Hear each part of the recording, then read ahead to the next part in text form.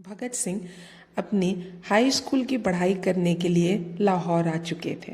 उसी बीच जालियांवाला हत्याकांड हुआ, जिसने भगत सिंह को पूरी तरह से हिलाकर रख दिया था।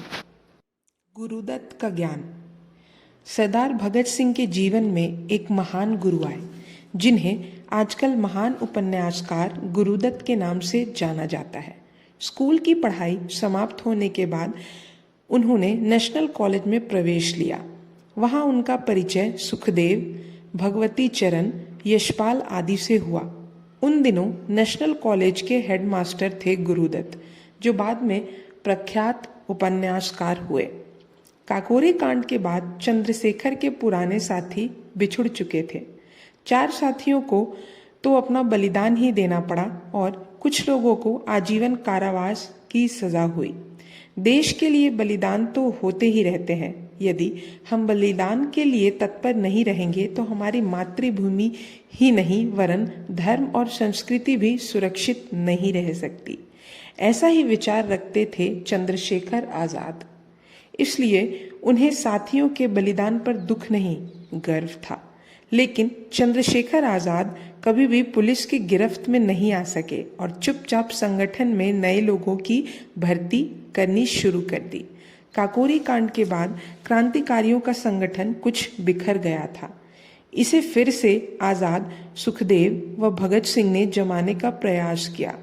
यूं तो इस समय बिहार, उत्तर प्रदेश तथा पंजाब में संगठन था, किंतु इन संगठनों में आपस में कोई घनिष्ठ सहयोग नहीं था।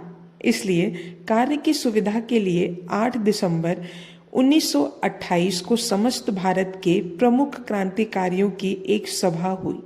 इस सभा में जयदेव, शिव शर्मा, विजय कुमार सिंह, सुखदेव, ब्रह्मदत्त, सुरेंद्र पांडे तथा फणींद्र घोष थे।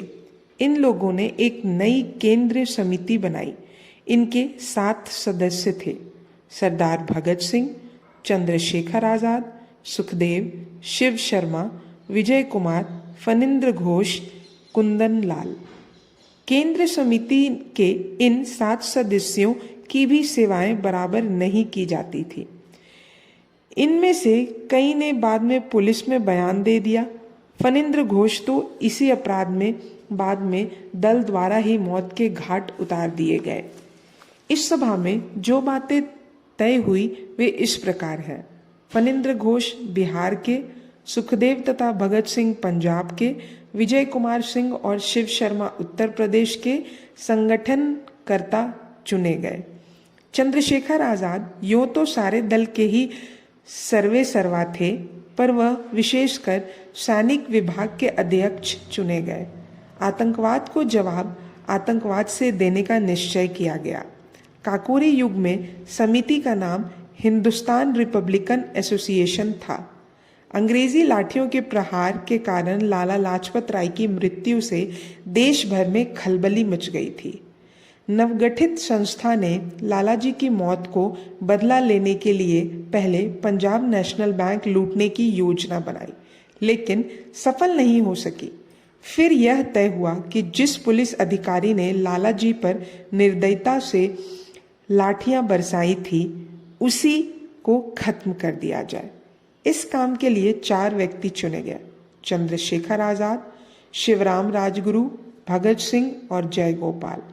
इन्होंने योजना बनाकर अपना काम पूरा किया और भेष बदलकर सब लोग अलग अलग स्थानों पर चले गए।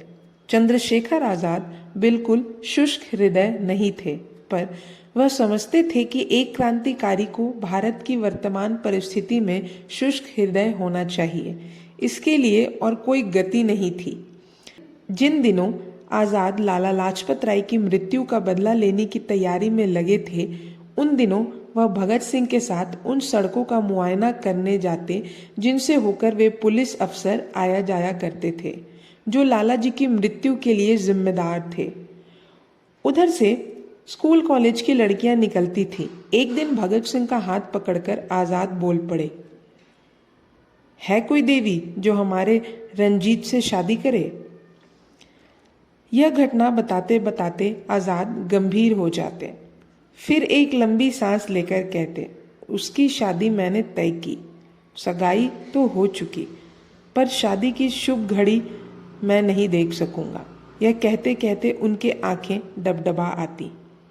इसका अर्थ यह था कि आज़ाद को यह विश्वास था कि उन्हें भी जल्द ही मातृभूमि की बलिवेदी पर अपने प्राण अर्पण करने होंगे, और हुआ भी ऐसा ही। इसका अर्थ यह हुआ कि चंद्रशेखर आज़ाद को अपनी शहादत का पूर्वाभास भी था। जब कभी आज़ाद से विवाह की चर्चा करते तो वह पिस्तौल दिखाकर कहते, यह मेरी जीवन संगिनी है और अंत तक साथ रहेगी। आधुनिक राजनीतिक क्षेत्र में अपने अपूर्व साहस एवं निर्भीकता से हलचल मचाने वाले लाला लाजपत राय गरम दल के प्रमुख राजनेताओं में से एक मान्यता प्राप्त देशभक्त राजनीतिज्ञ थे। लाल बाल पाल के रूप में पहचाने जाने वाले त्रिमूर्ति में से एक लाला लाजपत राय वास्तव में महान देश सेवक थे। लाला लाजपत राय थे कौन, जिनकी हत्या का बदला लेने के लिए चंद्रशेखर आज़ाद और भगत सिंह भी बेचैन हो उठे थे। लाला लाजपत राय दरअसल क्रांतिकारियों की प्रेरणा थे। उनका जन्म 28 जनवरी 1865 को पंजाब के ढोंडी गांव में हुआ, किंतु वे लुधियाना के लगरावा नामक कस्बे के निवासी थे। उनके पिता लाला राधा कृष्ण वहां सरकारी शिक्षा विभाग में स्कूल इंस्पेक्टर थे। उन्होंने लुधियाना के मिशन स्कूल से एंट्रेंस परीक्षा उत्तीर्ण की और बाद में वकालत की शिक्षा पूरी की।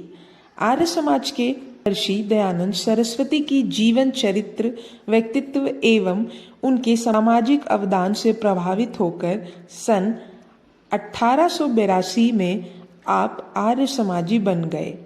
सन 1892 में लाहौर चले गए, जो उत्तर भारत में जन जागृति का पीठ स्थान बन गया।